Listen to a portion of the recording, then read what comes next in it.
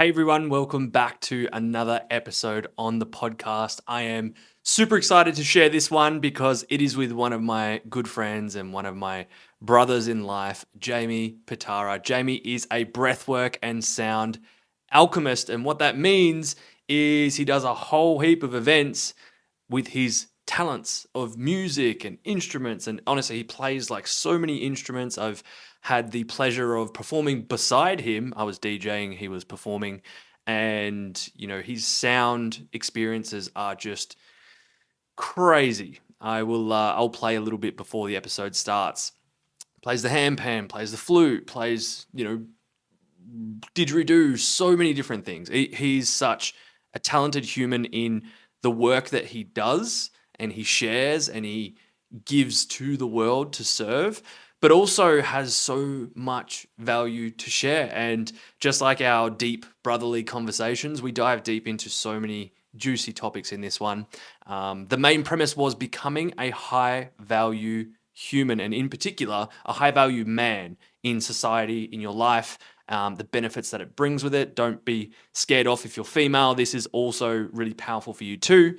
Embracing personal growth and knowing that with that comes a lot of discomfort. And I know that might scare people away from personal growth, but that's where the breakthroughs come from and where you evolve.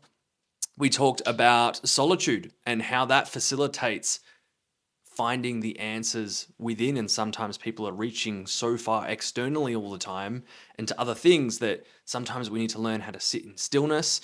We explore masculinity, we redefine it, or our definitions of it, how you can balance the masculine and feminine within yourself so that you can live your purpose and live your life without being swayed too far one way or the other.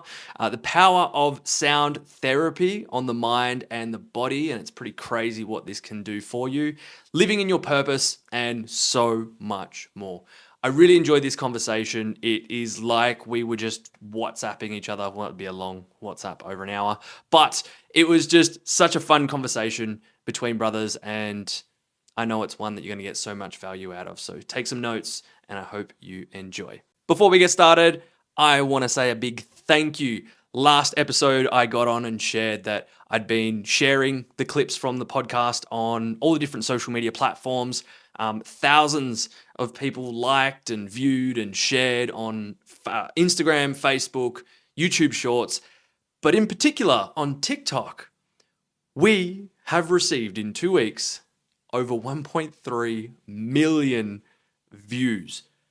Absolutely wild. Last week it was at 200,000 and I'm like, oh my gosh, like this is just wild. Like to be doing something I love again, coming back into this space, questioning, are these messages really good or whatever? But don't get me wrong, I know that they're good.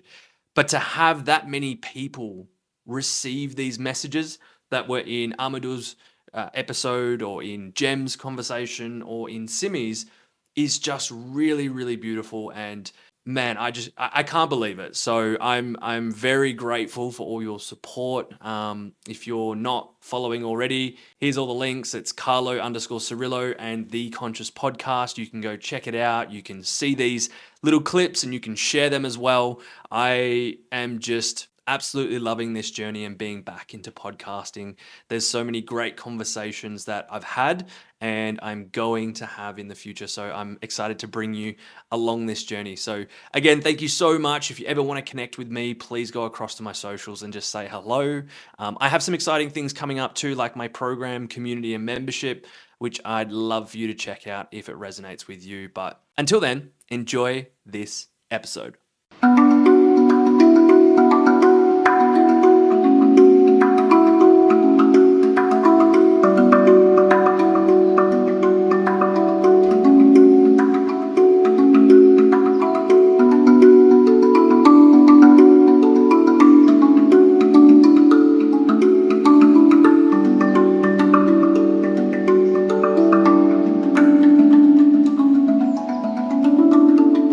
Jamie. What's up, brother? Mate, I am grounded, grateful. I'm excited to have you here. How are you? Grateful to be here too, brother. Yeah. Grounded as well. Beautiful. It's been a long time since we've sat together. I know, we finally made it happen. Everyone's so busy at the moment to find space to be like, we're doing this rescheduling to finally make it happen, brother. Well, a lot's been happening in life. And then on top of that, I think the last time, it was my birthday. It was the camping trip. Yeah, what's that, back in April? A few months ago now. I know time's flying. Yeah, me, you, Steve, and Dan. That was great English of me. Dan, Steve, and myself, and I. We went on a little camping trip for my birthday. Boys. Much needed time away with nature. Good men. Waterfall. Yep. And what was really nice about that, and I think we've spoken about this, was that there was how we know each other is through like cacao and ceremony and all these things, and it was just nice to get away and just, I say be boys, but like when you say that, what do you think of? You probably think of like, oh, beers and this and that. It's like, no, we just sat around the fire. Yeah. We made food. Yeah. We drank. Yeah, we did drink cacao, but like. Just nice as well, because obviously, as we said, we're all in the space of service and giving and sharing, whether that's to the community or people, but as fathers, as parents, it's just nice to take that space, to put that on the shelf, even for just those couple of days, to just go and be in the presence of healthy other masculine energy in men. Yeah. You know, like I said, we're not going to the pub and drinking 10 beers. We're actually going into the forest to sit around the fire, play guitars, play handpan, drink cacao. True. You know, go and sit under a waterfall and just, have those meaningful connections and conversations as men that are really important. So it was beautiful, man. Yeah. We need to do it again real soon. Well, I was just about to say, I think we're due for it again, but we've got Dan somewhere, Steve somewhere. We're here. We're holding the fort down in Melbourne. You're holding like 6 events per day, so we're on the opposite sides of Melbourne, but not really opposite. We're kind of in the middle. You go both sides, but all the shop. I think it was really nice that because we've spend a lot of time holding space for others, to just be was so nice, and we still were holding space for each other in the light sense of holding space, but it was just, I'm here to listen. Yeah. Like, we're not trying to fix you. We're not trying to do this. And obviously I was going through some shit at the time. We all were. I think we all were. Yeah.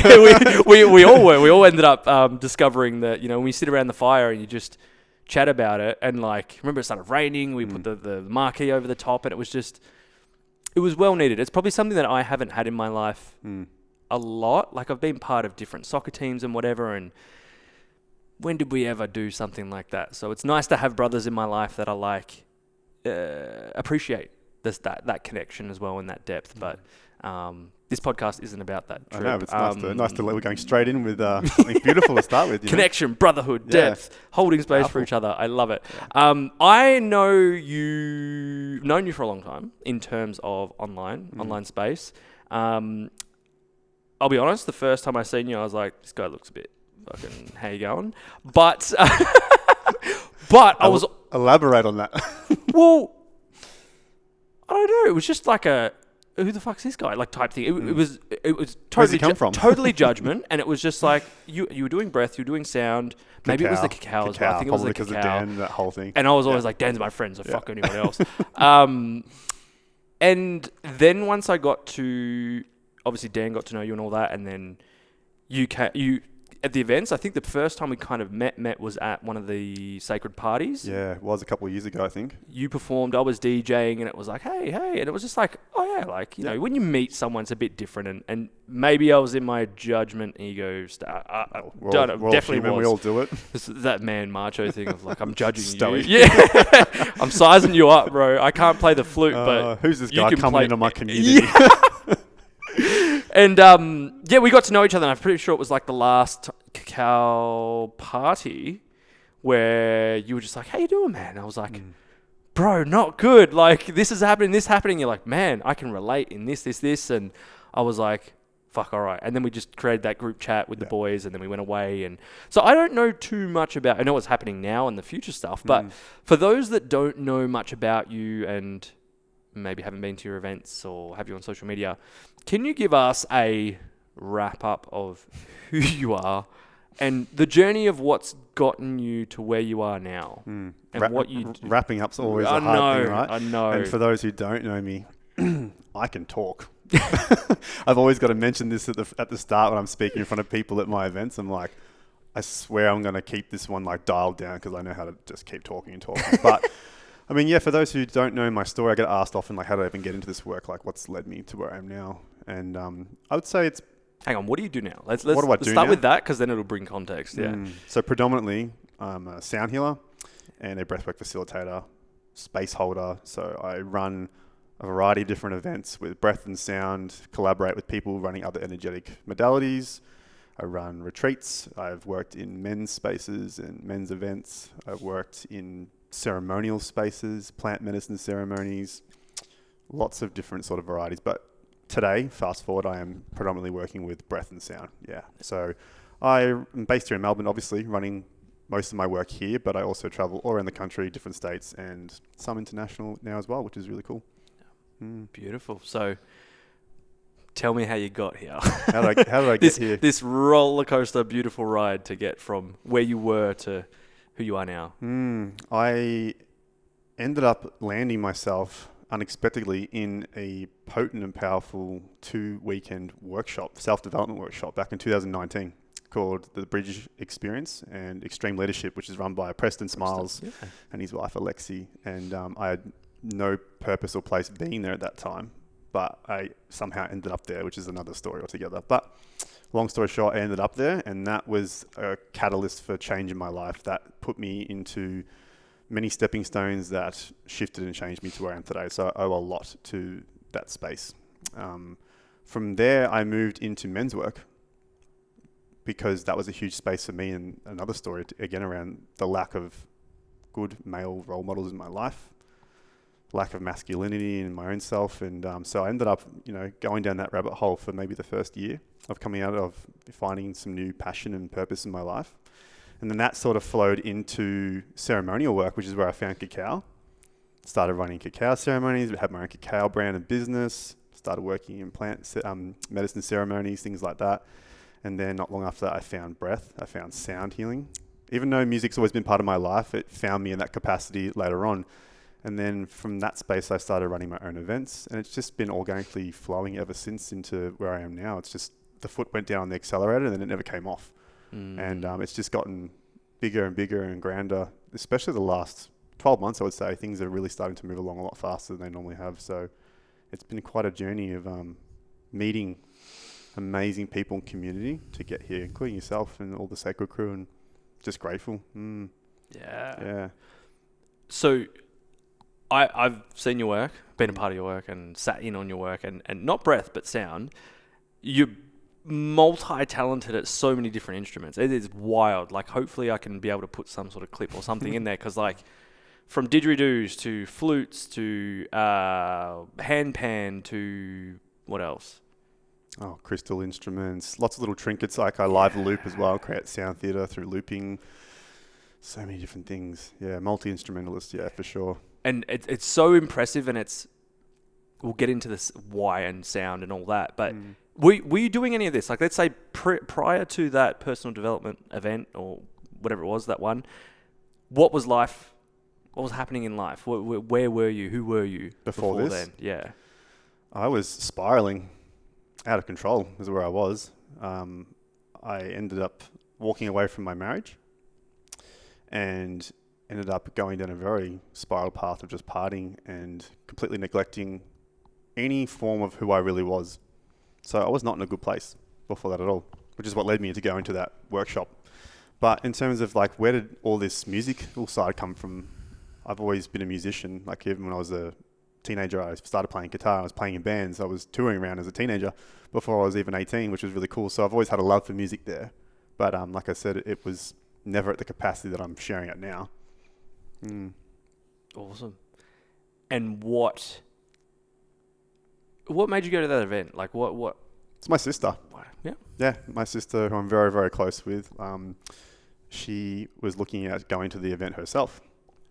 She couldn't go in the end because she was pregnant. She's like, she knew I just ended a relationship, and it was a really crazy time actually, because the relationship that I got out of, there was the closing of that chapter, but it was at that point in time that I actually allowed space for me to grieve the end of my marriage, because when I left my marriage, I went straight into another relationship and took no time to close up and find any, peace in that. And so I went in straight to another relationship, and then that relationship ended, and I then grieved the end of not just that relationship, but my whole marriage that I was in, with my ex for like 12, 13 years. I was in such a heavy place, and my sister's like, I think you should go there. I think you should go to this thing. And at that time, I was like, I looked at it, I'm like, no way. I'm like, I actually had plans. I'm like, I'm going to, I think it was Derby Day I had booked. I'm like, I've got plans to go to Derby Day this weekend. Like, this is the kind of shit that I was doing. And she's like, really? Is that really more important for you than what, you might find here? Anyway, long story short, I'm like, okay. I just knew I had to be there, and I went, and I'm so glad I did. It was one of the most impactful things I've ever done in my whole life. What would you say, like, that was the thing that, I guess, at this event that you realized or you gained that led you on this path? It reconnected me to who I really am, because I tell people, even as a child, I was very spiritual, very dialed in, very tapped in. And as I got older into my late teens, and alcohol and drug abuse was a big thing in my life, a lot of those things just went away.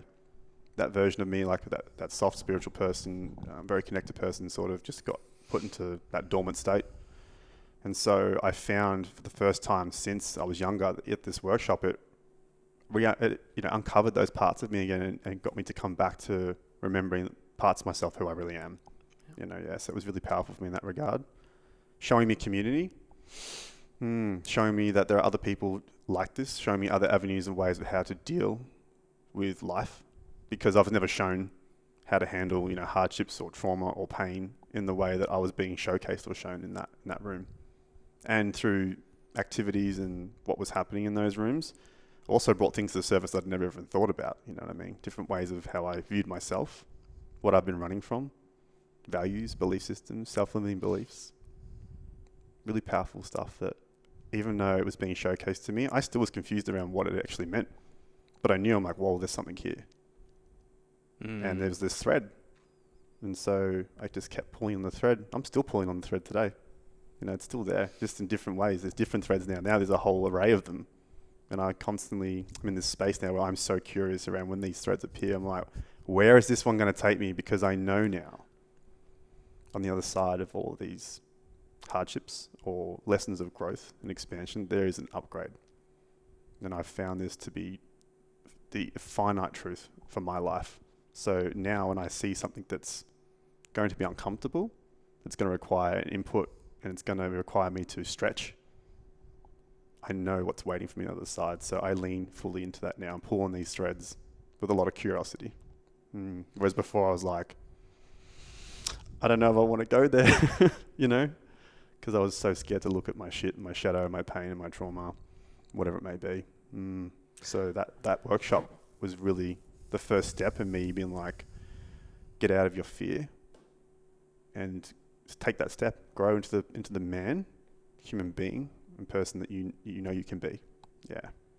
Yeah. And I feel like, whether you call it the sliding doors moment or like the spiritual awakening or the awakening or many things that people con it to be, is like, it was a moment where I know I've had that myself, where it was like, I am living life, but it may not necessarily be living as the person I can be. And it's not to say that version, like I say for me, like that version wasn't bad. Like if I had continued down that path, it would have been okay. Like I would have been existing.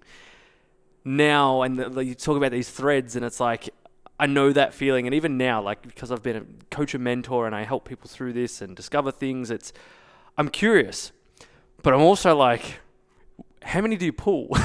How hard do you pull? Yeah. How hard's too hard? And is it, I don't know, for you, is it something that you, like, when do you stop pulling on those threads? Like, is it a matter of... It's the innate knowing that I've discovered myself. And this is what it's been a big part of my journey, is trusting to listen to my body and to that innate knowing and wisdom within, because so many of us have been conditioned out of that. Yeah. Out of actually listening to what our gut's telling us, what our inner knowing's telling us. So when we talk about these threads, you know when you get a result of what's happening for you. I was talking about this on my stories a little while ago around this similar topic around pulling these threads. And for me, it's like when life becomes really overwhelming, I have these moments, these markers in my life that I can go off where life has been really extra. It's been overwhelming. And for me, it's this sign that I'm about to up level, because what happens is things that would normally not trigger me as much trigger the absolute hell out of me. people and places become a little bit extra more sensitive to me. My vices try to come back in. Self-limiting belief, the mind chatter, the head talk, it all comes in. And for me, I feel pushed up against this glass ceiling. Everything comes in really strong and hard. And I'm asking myself, like, what's happening here? Why is everything showing up for me in this way? And I know it's because I'm about to break through that glass ceiling and elevate to the next step in my life. And so that's a good example of, like, when I pull these threads, I'm like, I know because I've experienced this. That's a really good example of pulling that thread and knowing on the other side, it's always been an upgrade for me. Yeah. And so I know just to stay the course, lean into it, don't lean out to it, and it will reveal itself to me in that fashion. And are those threads, would you say they're moments where, or things that, like you said, make you uncomfortable or trigger you or it's sitting make with yourself. You feel a certain way? Like, how do you know that those are threads? Because they're uncomfortable. Because they're things that I don't have answers around. Anything that I know is not something that needs work on so much. So for me, if I'm like having to sit with yourself and the discomfort of an unknown, that's a huge thread. Yeah.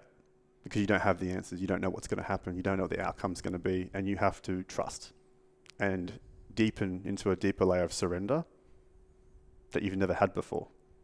And so when you can learn to just soften into that discomfort, into that next layer of surrender, that's when you know you're pulling on the right thread.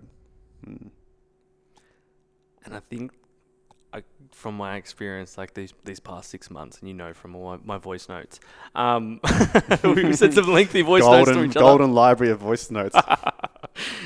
Hopefully these don't get leaked anyway, for all of our sakes. But for me, like the past 18 months, but 6 months specifically, of just being in a really uncomfortable situation, so many emotions, knowing a lot of the processes, but getting to a point where I just had to sit and feel and listen. And for me, it was in the sauna. I'm not saying everyone has to do the sauna, whatever your thing is, but for me, it's uncomfortable to sit.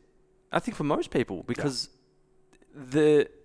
we consume so much in our life to cover up all the things that are going on in our head, like whether that's through working, socializing, then you go to the things that probably aren't as healthy gym, alcohol, drugs, all these things to numb, I would say, some of those senses, some of those feelings, distract from those things. But like you said, with pulling the thread, it takes someone that goes, oh man, I want to pull on this thread to just see where it goes. Like, I've got that, like, I want to sit in this. And I sit in the sauna because the sauna's not fun.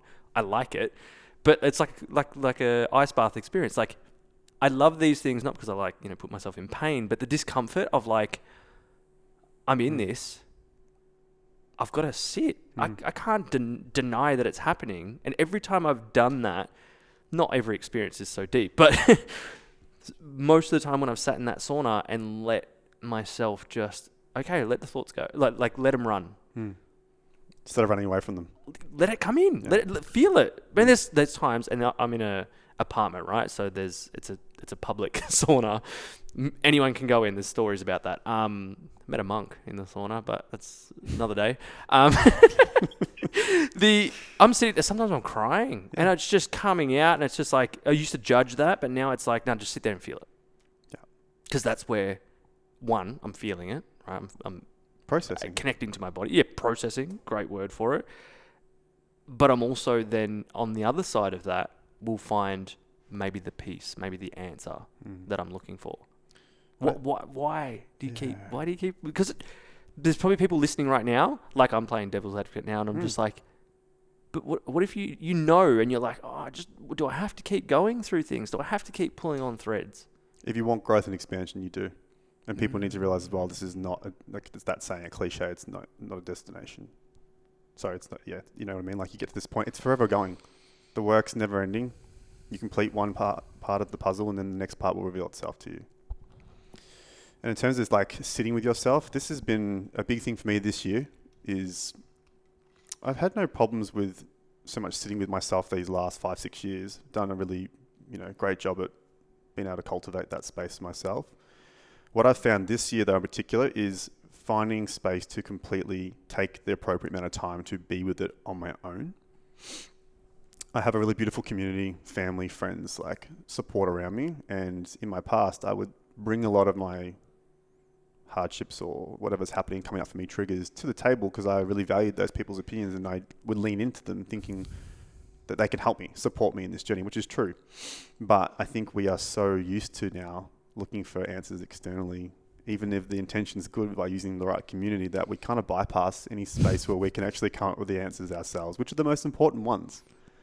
And so for me, I think that's been a huge part of like, you got to be in it. You have to process it. And the same thing, like with all the work modalities we talk about, people can go. You can go to the breathwork events. You can go to all the retreats. You can do the plant medicine ceremonies. You can go and work with all the coaches. These are all powerful and beautiful things that you should be doing to continue working yourself. But if you're relying on these external spaces to give you the answers, it's never going to land for you. The work you do behind closed doors on your own is the real work.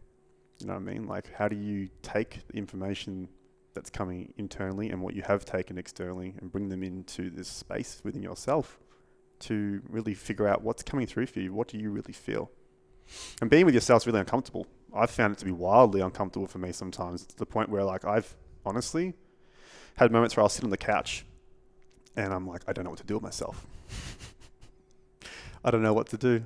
And it's because you can't run away. And I've found, particularly with men, this is the space as well that we're growing into, where because we've been distracting ourselves and numbing ourselves out with not so much like a past, yes, like I numbed myself for years in drugs and alcohol, and that's a whole different thing.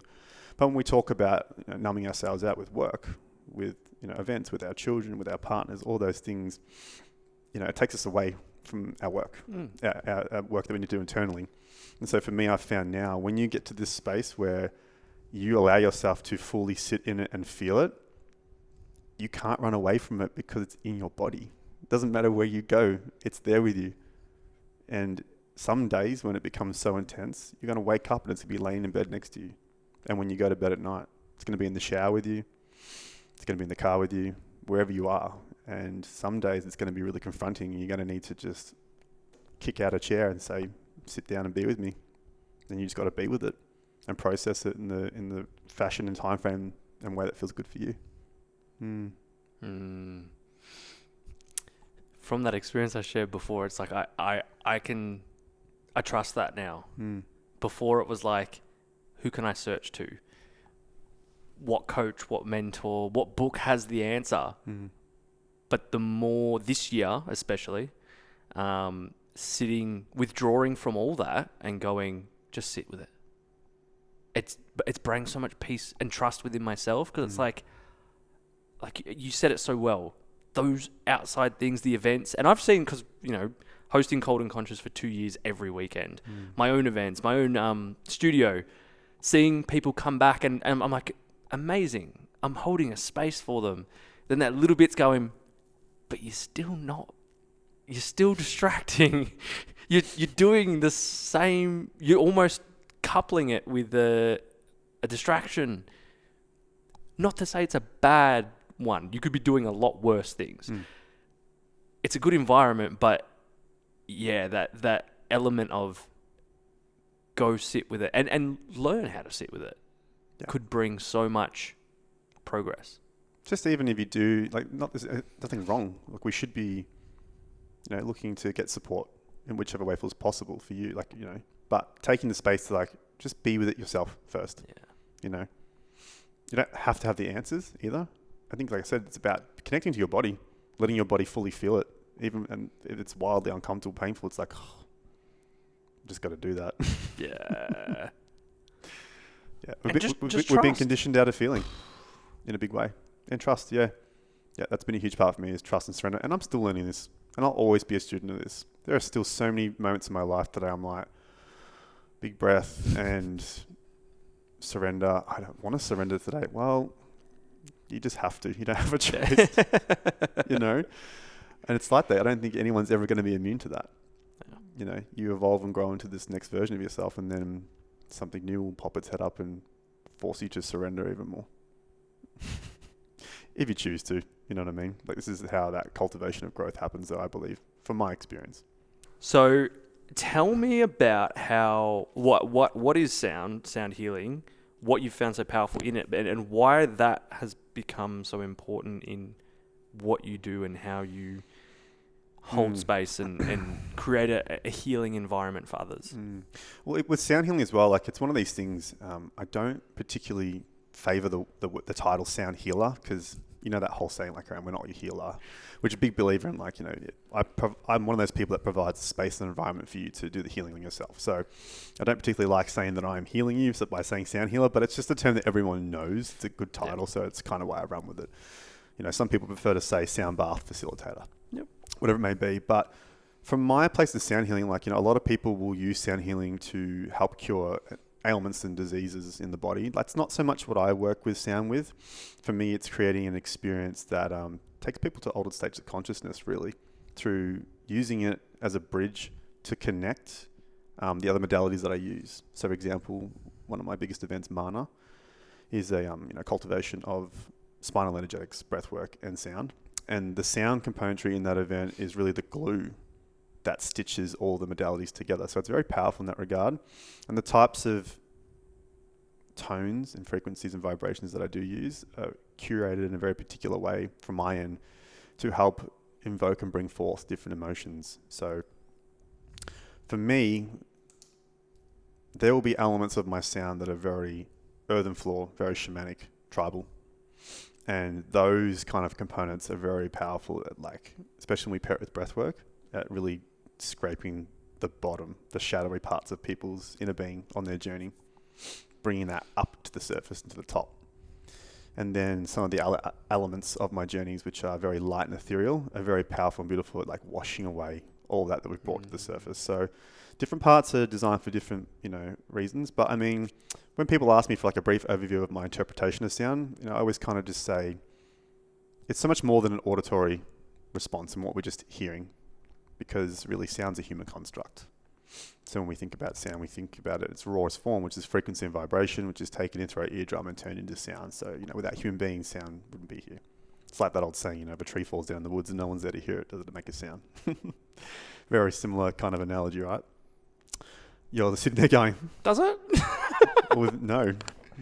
What do you mean, no? Well, if no one's there, if there's no human being there to hear it, the sound doesn't exist. It's the frequency and vibrations there. Yeah, I was going to say you would, even if you couldn't hear, you would feel it. Yeah, okay. You know what I mean? But there's no actual sound. So I really invite people to revert back to its purest form, like in frequency and vibration, and how it permeates the body. Because that's what it does. It's getting into the tissues, into the fascia, into the cells. It's like an MRI. It gets right into your body. And, when we talk about the human body, all the tissues and organs that we're made up with, all the cells and atoms in our bodies, they all have a frequency signature. And we think of the body as a well-orchestrated, band or an orchestra. When they're all playing together in harmony, in key and in tune, it sounds beautiful and it all flows. So if you think of the human body like that, but if you take one, like the violinist out of the orchestra and put him out of tune, the whole thing doesn't sound very good. So through the human body, when we experience unease or stress or sickness in the body, some of these frequencies that we emit fall out of alignment and into dissonance. And so the body then this is where disease comes from. And, the premise of sound healing is how can we take particular frequencies and vibrations to help bring you back into a state of coherence and resonance. So it is powerful in that way. And I always mention at my events and I always like to touch on cymatics, which is a science of visually seeing sounds. So for those who don't know what cymatics is, it's when they you might have seen it, they take like a bass frequency, for example, and put it underwater. Yep. And you see the geometric shapes that get pulled in water, right? And you change the frequency again and the shapes change again. It's this perfect sacred geometry. And so the same thing is happening inside of our bodies. Like, not only are we made up of 73% water, but again, talking about it on a cellular, quantum level, it's pushing and pulling us in different ways. And, different frequencies and vibrations have the ability to do that to us. So it's very powerful what you can imagine is happening inside the body while we're utilizing sound. It's the same thing when we talk to people with tone. Like when someone speaks to you negatively, how does it make you feel? It's pushing and pulling you. Like that coming out of your voice, that tonality is having an effect on your inner being. And the same thing when someone speaks, really kindly to you or with a really excited voice, it does the same thing. It's able to change and shift your anatomy as well, not just your emotions. Yeah. It's so crazy because like I've gone down the rabbit hole of like then how they changed music to its different frequency to then affect you. And I notice it because you can use it in good ways for yourself. Like I use certain music in the gym because it will get my state going. Yeah. Then, for example, let's use a very basic example here. If you're listening to certain music before bed at a time when your brain, your consciousness is taking in all the messages just before that sleep state, it can affect you. You're more receptive to it. In positive or negative ways. Yeah. Even the words that are in certain songs and stuff, like, yes, the vibration, but the sound, is specifically the words in it too, is like, when you become aware of it, you go, wow. I guess there's why in some cultures, why particular words have certain power on them, because when they're actually spoken, the tonality that comes out with them is meant to, have an effect on the body. Which is why in some cultures, like some of these words are hidden because of the power that they held being used. Whereas in the Western society, it's just say anything. And especially in Australia. Yeah. That's a whole different ballgame. Say anything and there's no limits on what you say or what you call someone. It's 100%. Just... And it could mean two different things depending on how you're saying it. Interpretation. Yeah. Tonality as well. So with would you say there's... what is one thing that you've realized with sound that's just been like blown you away? I would say like being able to witness it in my work is in, looking at these modalities that I do use, like breathwork is powerful. But when I pair it with sound, watching, not even pairing it, even when I just utilize sound, if I just do sound sessions, watching at how it changes and shifts people, not only on a physiological level, but mentally and emotionally. Having people come out of those sessions and sharing these wild experiences around what they just saw, witnessed, where they went to, the downloads and messages they had, blows me away. It never ceases to amaze me how powerful, like having me being a conduit for those instruments and those frequencies and vibrations is creating an impact on someone's, inner and outer being. So powerful. So I'm just in awe of it. Yeah. It's wild. It is crazy. And I love it. Yeah. I love it so much. Like people watch me like I'm like a little kid when I get my instruments out. They're like, you just love this so much, don't you? I'm like, I'm so grateful that this is my part of my job. Yeah. And I've got a drum, a medicine drum, and I remember sitting in ceremony and having, this was before I even knew like the sacred team and all that, and having drums over me and just being like, whoa. And that's the reaction people normally get when you go over them with something and they're just like, I love watching the reactions of people's bodies when I take particular instruments over them. I always have to give people a heads up before my sessions. I'm like, if you feel vibrations close to your body and head, please don't be alarmed, because there's been so many times over the years where I've walked over with the dig and it's just like scared the absolute bejesus out of them. So, but watching them though, like if I walk around at the end with a rain stick, something gentle, watching people's facial expressions like move and change and their bodies react. Yeah. Especially like when we talk about, events with spinal energetics, the body's already so activated. If I come across like a group of people in a spinal session with the dig, it's like watching the energetic Mexican wave. The bodies just go, they move and go crazy across the floor. So it's quite incredible what these vibrations and frequencies can do. And it's crazy to think that like this isn't something that we've just discovered now. No. These instruments, these sounds, the whole vibration and using that in spaces to heal, benefit people.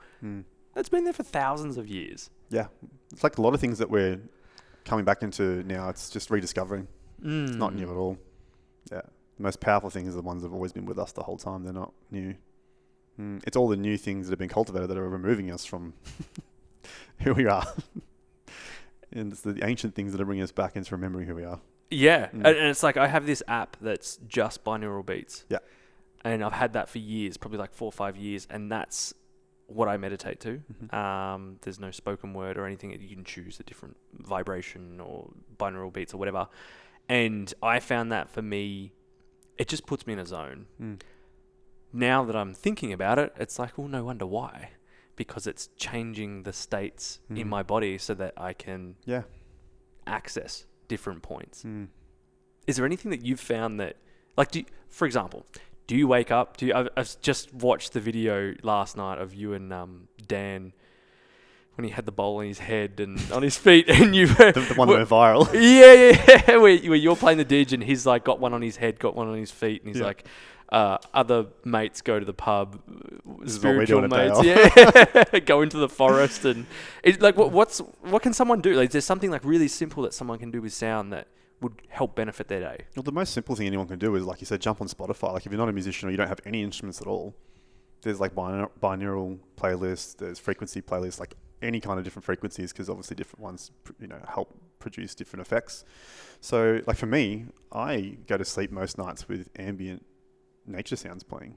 That just helps me, you know what I mean? So if you don't have any instruments at home, you can just dial into, Spotify and stuff like that. But I mean, I get lots of people all the time like, where can I start? What can I begin with? And there's heaps of instruments that are really beginner, user friendly. You don't need to have any experience in, being a musician or sound healing or sound therapy to get into them, for sure. So it's just about what people are more drawn to, So you don't have to have a whole, crystal bowl set in your house and sit around it. And crystal bowls are a nice, easy one to begin with. Anyone can play them straight off the bat, but you can just get like a bowl. You know what I mean? Yeah. Or a medicine drum if you want. Or got them all, guys. Got the whole lot. I want them all. I've got the set. I got given last year. Well, I didn't know you 2 years ago. At all? No, really? No, we would have met 2 years ago at the cacao party. The first one we did. That was over 2 years ago. Damn. Okay, so maybe my birthday 3 years ago. I got given a South American flute. Native American flute. Yep. And everyone else had an instrument, and they were like, "Oh, Carlo needs an instrument." And honestly, like I've watched you and heard you play, and I'm just like, "Yeah, damn." I'm still over here like. Again, though, it's like it's just but the time you put into it. Sitting there with it though, and just playing is like, because there's no. I can't read music, but there's no notes. Neither can I. To look at, but it's feeling. It's for me. I went to a particular high school just to learn music theory, and it just didn't really mesh with me. I could never really get into the theory side of music, so I don't know how to read theoretical music either. And everything I learn, people are like, where did you learn to play so many instruments? I'm like, it's all self-taught. And for me, it always just feels like, again, I'm not learning something new here. It's just rediscovering something. I've done this before somewhere, off in the ether. I don't know where, but it's just a remembering for me. And anyone, just if you put enough time into it and sit with these instruments, like they'll come through for you. Past life stuff. Yeah, sure. Gifts. And some people I guess, are more. Everyone's attuned to different things, and can pick them up. Like the way you play instruments and all of that, like, is just incredible. I've had a guitar since I was 12, and still, play my 3 songs, and that's it. And I say 3 songs, it's 3 like choruses. But, and then Dan picks up a guitar, and in a year he's just going playing this whole medicine journey, and I'm like, all right, maybe mine's spoken word. Depends how inspired you are. True. You know what I mean? Like for me, if I see something, I'm like, I've got to learn that. I want to learn it. Yeah. I want it to learn that so bad I can feel that part of me wants to come through that. Yeah. Then it won't take much for me to pick up something and do it. Like I'm very much like that. And I think that's the same for a lot of people. Like guitar was the first instrument that I learnt. Yeah. Like people don't know, I actually used to come from playing in like heavy metal death bands. Metal bands. Like very different to where I am now. But I don't utilize guitar in my sound sessions now. Not to say that I won't, but it's just, things come and go. Yeah. You touched on right at the start, masculinity and healthy masculinity, and something that you've been stepping into more. What is masculinity to you? Masculinity to me, it's a great question. And I think from the outset, the obvious ones, it's, strength and being a protector and all those things. But I think at the core, for me, masculinity is purpose. It's clarity. It's knowing a man to know who he is inside and out, from the top of his head to the tip of his toes. I think really knowing what his purpose is, what his place here is to do, what his work is, that for me is masculinity. Like, yeah, amongst many things. How have you been able to step into that? Well, like I said, when I came out of those workshops of Preston's years ago, the first thing I moved into was men's workshops, because some of the incredible men that I met were stepping into that work and creating that space. For me, growing up, I had this huge story around, I had like my dad, he was around, but he was never there. So I never had a father figure. Never had a man or healthy men, role models in my life to show me the way, show me what a strong man was, how to navigate myself, how to navigate my emotions in that space. And I talk about this often here, especially in Australia. It's like one of the worst places in the world that we have no rites of passage here at all. There's no space for men to be shown how to lead and how to step into that space. And I'm definitely a byproduct of that space here. Yep. And so, being in that work with other men was really powerful for me, showcased for me what I'd been missing in brotherhood and connection, and where my undoings had been and how I had been lacking in showing up as a healthy man in my life, in relationships, in friendships, as a parent, as a community leader, all these different ways. And so that's how I got started into it. And I'm very proud of the work that I've continually done on myself in many ways, including stepping more and more into like that masculine space over the years.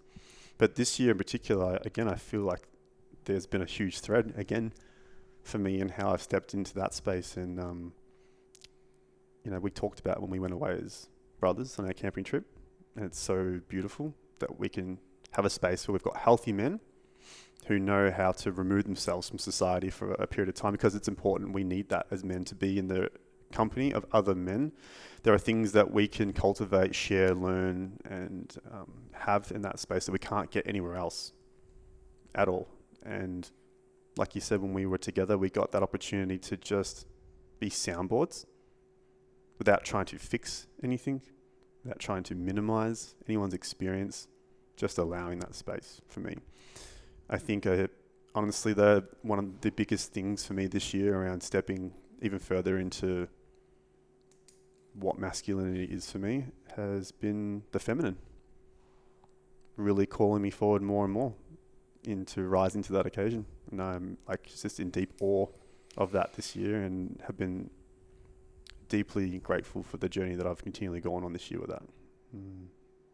And it's because the feminine brings such a different mirror or aspect to it that allows you to evolve as masculine. Yeah, again, this comes back to, for me personally, my own growth and what I notice in the world around me. Having high value women in a man's life will force him to elevate. When you get more clear on the human being and the man that you want to be, how you want to show up, those things just start coming in harder and faster. When you find a really good why and reason, and again with the feminine, when you find a beautiful high value woman in your life that you've never experienced to a particular degree before, that will bring you forward in your masculinity more than anything else ever has before. Now, I've definitely experienced that more than ever. What's a high value woman? Well, I think that they're... Paint the picture. I think that they're very similar to high value men and high value women. You say value not from a place of status. Not status, no, but self-respect is a big thing. This goes for both ways. I think self-respect, having empathy, compassion, kindness, love, having purpose, being authentic and integral, very, very big things as well. Make up high value men, high value women, knowing your values, knowing your boundaries, what you will and won't accept. Very, very big elements around having high value people in your life. And not to say that we don't have them, but I think there's levels to how you experience those as we all have boundaries. But your boundaries become stronger as you become stronger and as you become bigger. And as you stretch, these things become bigger as well. You know what I mean? So the dance of becoming more high value masculine. What were the elements that you had to work on yourself to even get to that point? Continually taking ownership. Big time. Yeah. Being able to really even though I've been doing this for a while, again, it's that level and those stepping blocks that you take, just taking more ownership around, your own bullshit. Again, being able to sit with yourself more and more. For me, a big one was values. Always had values, but this year I definitely have gone through a period where I've had to really question how embodied am I in some of those values. Not to say that I'm not, but I've definitely had a space where I've gone and revisited it. I think that's a big part of the work, is like continually asking yourself these questions. And this is what I meant when you have like high value people in your life. For me, it's having a high value woman in my life that's held a mirror for me around, okay, these are the values you've said you've got. Are you actually embodying them the way that you not only want, but the way you say you do? And without it being projected upon me, it's just, again, holding that mirror for you. And if you choose to look in it and you kind of look at it and go, I've got work to do. Yeah. And it goes like, I like that, because there's the side where there could be people that are listening that say, well, this person in my life, or whether they're partners or not, just projecting that mirror saying you need to work on this.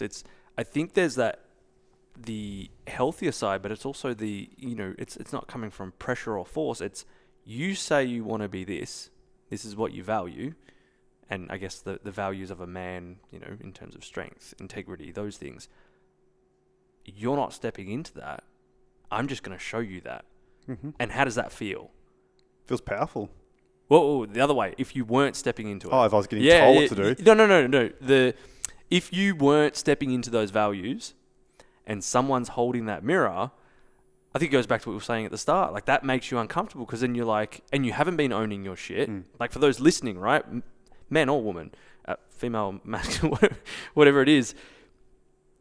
If you don't have someone holding that mirror and you hold that mirror up to yourself, are you being the person that you want to be?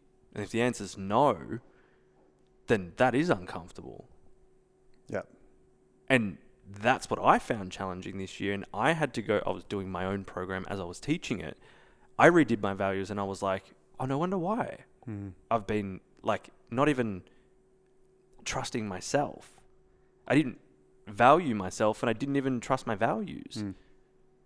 So that discomfort, like, as much as we think of like that could create a spiral of like, oh, I'm in this shit place and I'm this person, and if you're in that spot, like, okay, but hold the mirror up, because like you said, like, that's powerful. If you can hold that up, you can now start to do something different. And then if you've got someone in your life that can hold it up without that pressure, it's powerful. And like you said, like, it's always there for us and different people helping us see it, whether it's ourselves or someone else holding the mirror for us. But what phase and stage of our life are we at that we can actually accept what we're seeing, what we're being shown? What can we see? Sometimes you can hold it there and people won't see anything. So it really depends on where are you at, what season of life are you in right now, where you can take that next step and level up.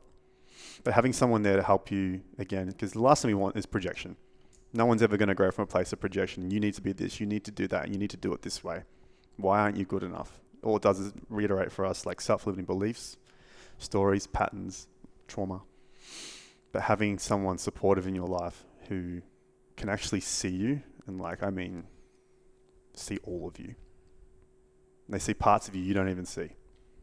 And when you have someone like that in your life that can see those versions of yourself, they have the ability to showcase for you where you need to go with it in a place with love. And it's when you get shown where you can be bigger and better from a place of love is when you will thrive. That's when you'll step in like all the way, and where you'll want to step in. This is what I meant about having, in my experience, like a high value woman in my life. Just wants to see the best, greatest version of me there is, and operates from a place of love. You know what I mean? It's a really miraculous thing. It's a different energy, isn't it? And it's a different... Like, I love this note. We've never spoken about this, so it's really nice to even hear this out loud, where it's like, high value does not mean, everyone's got everything solved in their life. They're healed, they're this or that. It's just someone that stands with integrity, but is also there. It's almost like, I'll call you out, but I'll call you forward. And I prefer using those terms, calling forward rather than out. Yep. Because out is the projection. Yeah. What I mean? It's making you feel bad, but calling you forward is definitely a much softer way to say, hey. And that's what good partnerships are about, right? Yeah. Sometimes we need it. Sometimes we need to kick up the ass. Yeah. You know, it's not all about doing things with love. Sometimes you need that. You know? And that's partners, that's friends. Yeah. That's your circle. Yep. Like, man, being friends with you guys and having like going in the group chat and it's like, we'll call each other out on shit. Yeah. Yeah, I've definitely had that. Can't be before as friends well. with Steve and Dan. Big time. Yeah. Yeah. But again, it's part of this growth game. Yeah. You know what I mean? And not taking it personally. And again, just putting your hand up and like, okay, like I want that growth. I want that expansion. I want that upgrade. I want to be the better father. I want to be the better husband or, you know, partner in this relationship. The way there is, you know, remaining open, surrendering, being a student, listening, you know, not being overly attached to outcomes. There's so many different facets to this. And yeah, a big part of it is like allowing people to come in and help show you that stuff. Sometimes it's going to be uncomfortable. Sometimes you're not going to like it. Sometimes it's not going to be received well. You know what I mean? And it's about how you respond and react to it every time. That's going to be the power in it. You know? Sometimes some of the things we can't change, how they're going to happen, how they're going to arrive. It's how we respond to it. Because the only thing we have control over is our own internal landscape. It's the only thing we have control over. We can't control anyone else, how anyone else feels, what they're going to do. So whatever we receive is how we're going to respond to it. You know? And continually practicing that is key. And that takes time, and that's an ongoing journey on its own as well. Yeah. I think if you're listening to this right now, anyone or watching on YouTube, the fact that you're listening to this right now, like you've got some sort of awareness. Yeah. I love that you admitted before, because I love doing this, is that I still got lots to learn. Yes, I may coach and mentor and hold space and all this sort of stuff, but this is why we went into the nature. Yeah. Like, I need that too. If I don't have that mirror, I don't think there's a point where you get to where it's like, I'm done. No, never. I've done it. Absolutely not. And I am a high value man because I ticked that box. Yeah. I think integrity, I think values, like it's never ending. Well, This has changed my whole scope on personal growth and personal development, which was the you know, you can call it the spiritual path, you can call it this or that. Whatever this journey is the journey is continuous. And because I thought it was like you get to the mountain and that's it. You get to the top. Yeah. That's what a lot of people believe. But it's like peeling back the layers of the onion that has no center. You're just constantly always peeling back layers. Just keep pulling the thread. Keep pulling the thread. And like I said, like being a high value man, if you want to be a high value man, do your work. Keep doing your work. And more importantly, do it for yourself. Don't do it for anyone else. You know, if you do it for someone else or anyone else, it's never real. So I think a big part, putting our hands up and constantly owning our shit, letting our ego be put on the shelf for just a moment and being like, I've got more work to do. It just opens up that space and like, it's okay. Yeah. So you said that, you know, for men, it's about continuously doing the work. You're someone that's been in the work, shared the work. Where can a man that's listening, thinking, or woman, let's stay with the men. I want to be a high value man. I want to work on myself. Where does someone start? Starts with self first. I think around, like you said, that space of sitting and assessing, where am I right now? What season of life am I in? You know, am I happy with where I am? And then really listing all the things, relationships, community, purpose, business. You know, if you're in a partnership, whatever it may be, like identify where are you? A lot of people don't even know where they are. They're just aimlessly wandering through life. Biggest thing with men, there's no purpose. We're out there in the world. We're putting one foot in front of the other every day. But where are we going? Nowhere. And really fast. And so I think the biggest part in doing your work is to really sit down and be open and honest and assess where are you right now in life? What season are you in? Where do you want to be? And look at the gap between them. Then finding how you can close that gap. Who else is doing the things that you want to do? Who else is living a version of their life that you can see yourself living? What other high value men can you see in life that inspire you? Because they're around. You know, they're definitely there. It's like any kind of situation, like surround yourself around the people, the energy, the places, environments that are going to support your growth. You know what I mean? So of course, I would say knowledge is power. There's so much good free resources out there today with podcasts and books and social accounts that, you know, really help people to see where they can grow and expand, men. And of course, then there's a bigger work, you know, there's plenty of people we can go and work with and do all this work in retreats, coaching spaces, workshops and things like that. But yeah, I think that would be my biggest piece of advice, would be self-assessment. Again, this comes back to sitting with self. Men want to step up, don't immediately go and look for it externally. Don't look for someone else to tell you how to do it. You know, take that space first for yourself and really find out, where am I at? Because when do we do it? We just get caught in the you know, the cycle. The mundane. The thing after thing after thing. I've got to go to work. I've got to do this, and whatever it is on the weekend, I've got to keep Mrs. happy and this and that. Or if you don't have a Mrs., like searching for Mrs. Like it's... I've even said about this year. Like, it feels like this year went like that. Like, there's been a lot. It's been full. But it's also like, if you didn't sit with it and you didn't acknowledge it, it would just keep happening. And unfortunately, we do know people and we see people that have been stuck in it and for a long time. And this is where the embodiment integration is not happening. And not just men's work. I talk about this in all my work. Integration is everything. You know, to have an experience or to go down a pathway, knowledge is power, all that stuff I'm talking about. If you don't embody it into your life, it's wasted. You know, how is it being used in your everyday life, in your family, in your partnerships, in your purpose? Like, it's really important to embody it in. What's been one of the biggest lessons you've learnt recently?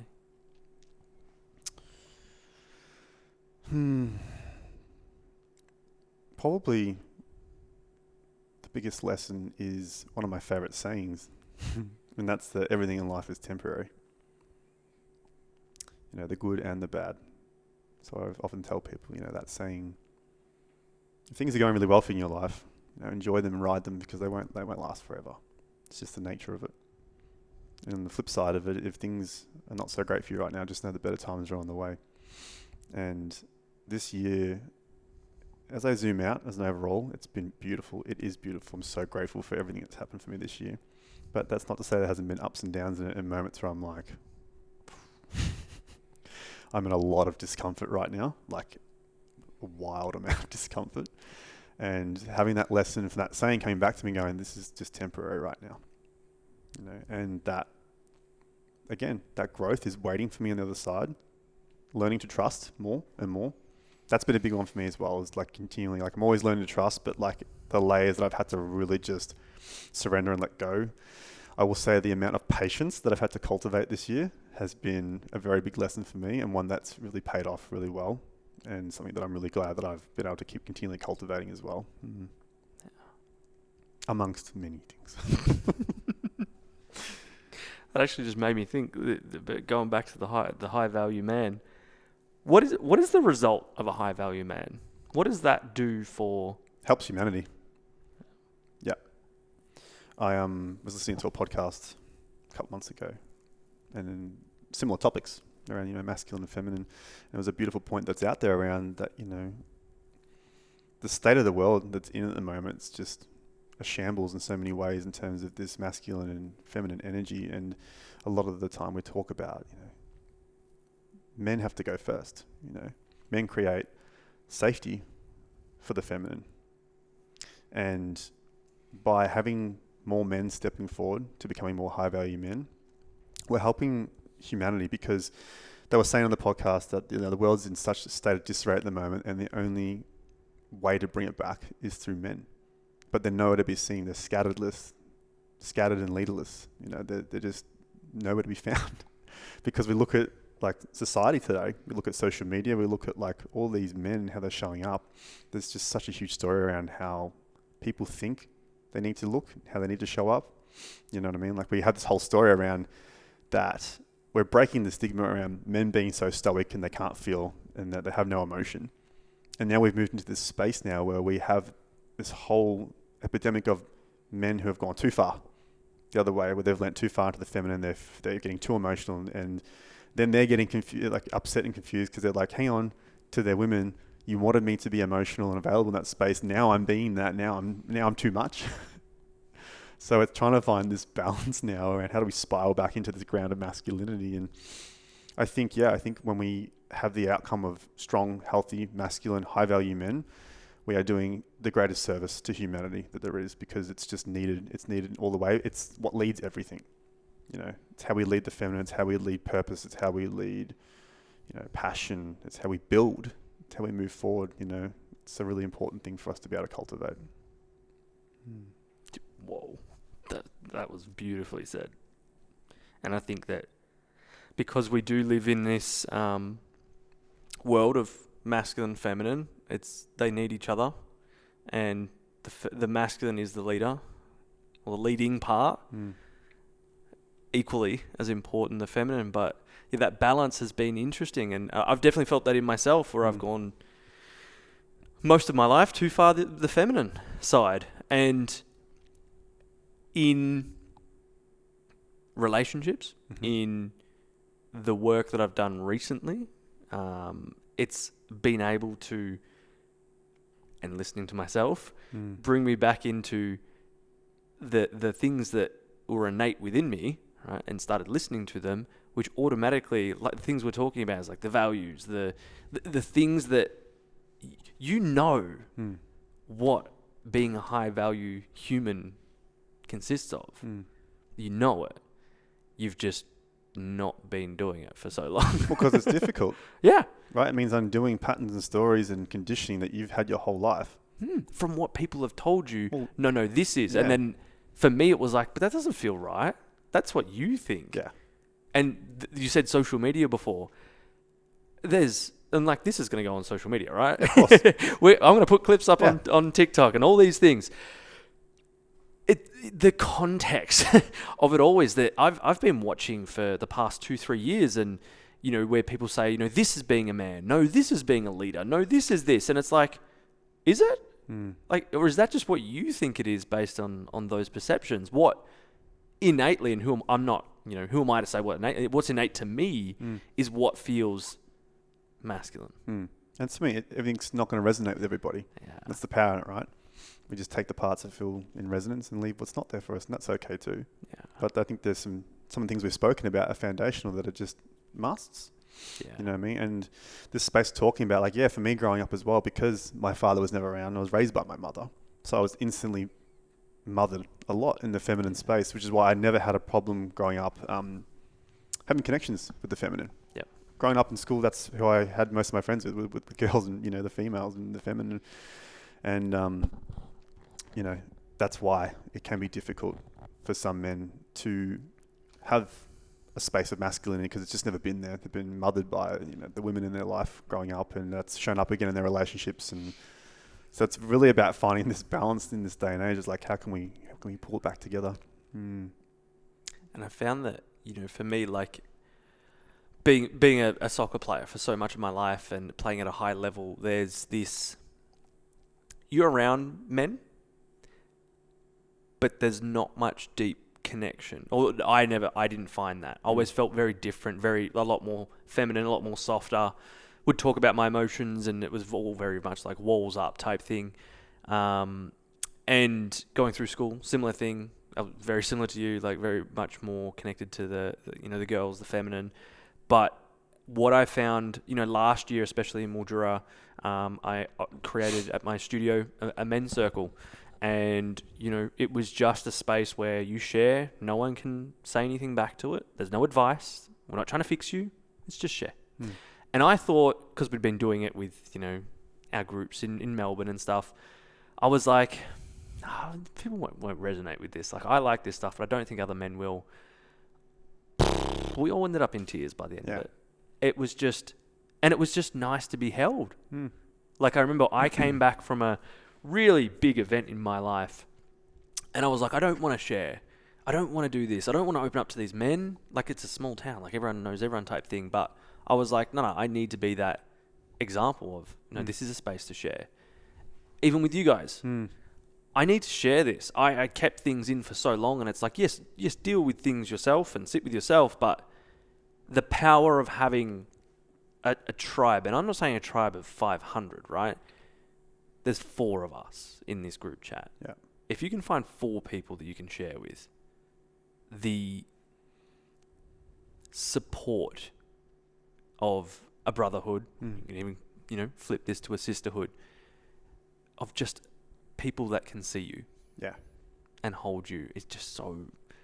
I think the people that actually care about you, though, like, it's one thing to hold space with someone and listen to them be a soundboard, but when you find those people who actually genuinely care around your situation and who you are and have deep empathy for whatever it is that you're going through, that's another whole other level as well, And I think, like you said, like not having this tribe of 500 people, just finding a handful of, good men in your life to be able to have that space with is really powerful. Yeah. And I'm so grateful that we've been able to do that. Like, I never would have pictured, even that nature trip for my birthday. I needed that more than anything. Yeah. And, I didn't know you. I found out more about you today. Well, I know a lot. But I was the only one who had a kid as well. Got kids, and I think that's a big piece that was helping to bring us together as well. Well, that's where I couldn't really relate with the other boys, where I was like, that they could come from a place of perspective, but not from a perspective of, but when you have a child, you're a parent, you're a father. It's a whole different thing. And even I'm still trying to walk that, and that's why we were chatting about it on our walked coffee, where it's just like... Yeah, and again, coming back to this high-value man, it's been able to show up so we can show our boys, how they should be walking through life as well, with leadership and with purpose. All the things that we never received. Yeah, and that's been missing for so long. You talk about mirrors before. Yeah. This is it. This is why these conversations are beautiful to have. And they're endless, they're bottomless. We could do it forever, and we will. Yeah. And it's beautiful to be able to give more permission. Because again, like you talk about these men's circles that you started. Men are just looking for, not just men, everyone's looking for someone to go first a lot of the time. They're looking for that permission slip. They're looking for someone to get the ball rolling. And that's a big part around what we do. Us having this conversation is that for someone. It's that permission slip. Because a lot of people, especially in these circles, they sit there and they go, I want to share, but I can't.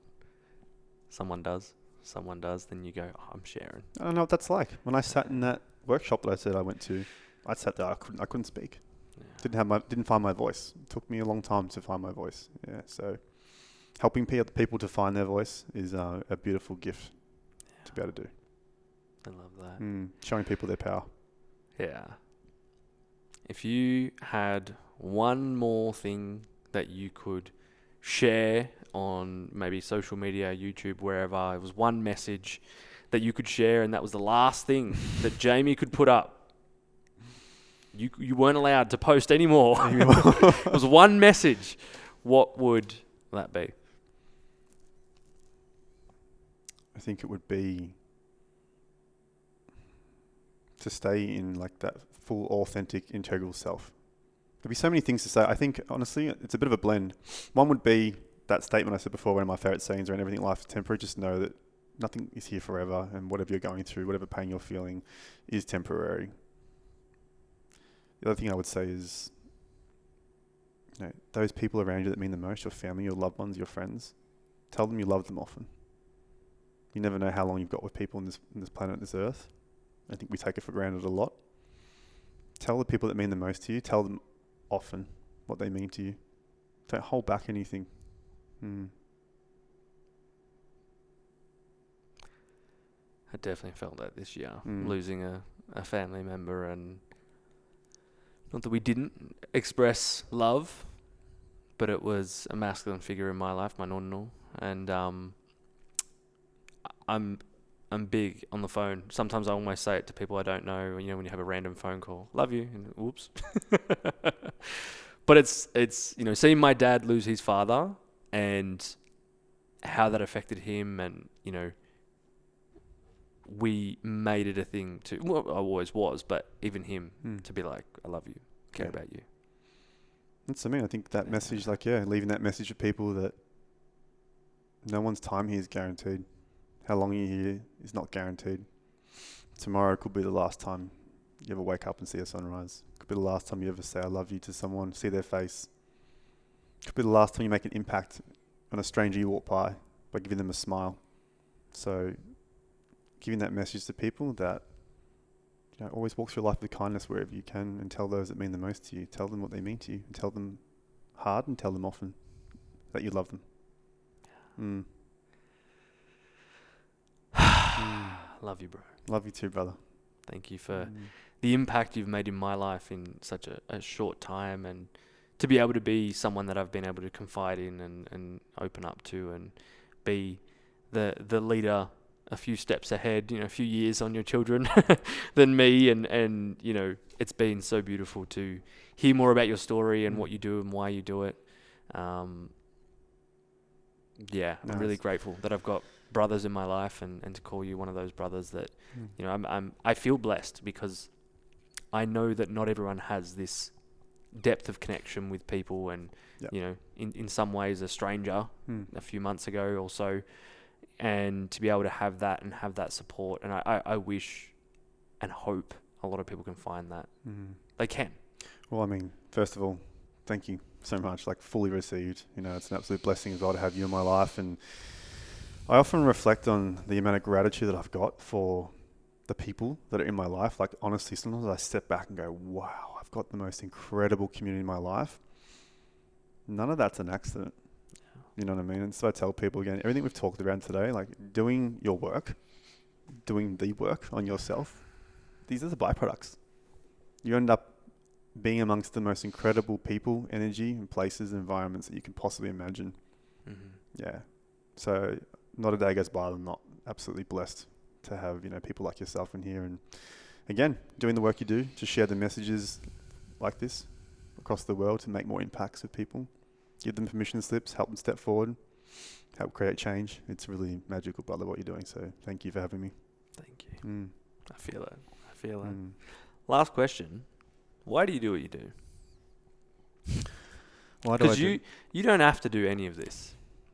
You don't have to run 6 events in a day, drive so many kilometers all over Melbourne. Well, there's lots of different facets and angles to that question, really. But I mean, like the bigger picture and scope of why do I do what I do? I like creating impact on people's lives because I know what this work and me doing my own work has done for me.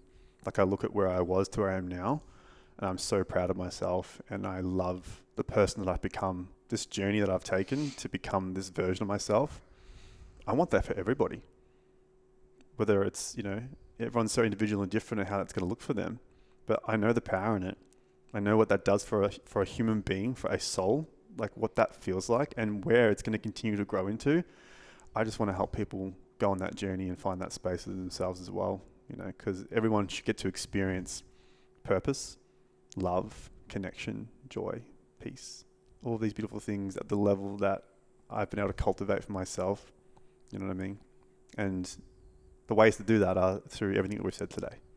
And so by me trying to create that impact for people to go on that journey and experience life in that way, the way we should, at the highest level that we can, at that elite level, that really means a lot to me.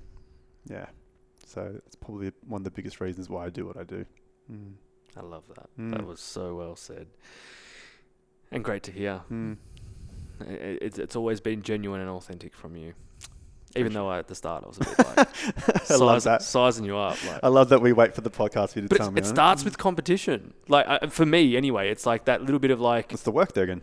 Yeah. Right? And then it was like as soon as we then met, it was like, why is that there? Yeah. I get that too. That was that mirror, and then now it's collaboration. Yeah. I get triggered by, you know, like some of the people that I really admire and look up to and follow, like on social media, some of these accounts that are really doing some beautiful work.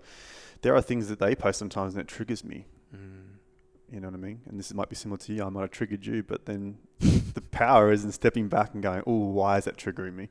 Why do I feel this right now? And you'll find out why really quickly if you are doing the work on yourself. And then you can sort of just, again, marinate in that a bit longer, surrender into it, and then find where the stepping stone to up level is through that trigger. Yeah. Definitely. Where can people find you, and what's the things you've got coming up that people should know about? There's a lot happening at the moment. The best way to find me is I operate mostly in my business through Instagram. So my handle is energy_alchemized. You can find me there. Obviously, I'm based in Melbourne. We're closing up the year now, so there's a handful of events you can still find me at across Melbourne. Probably not so much into state for the rest of the year, so predominantly here in Melbourne. But yeah, you can find me online. I do online work. I do one-on-ones. I'm running lots of workshops.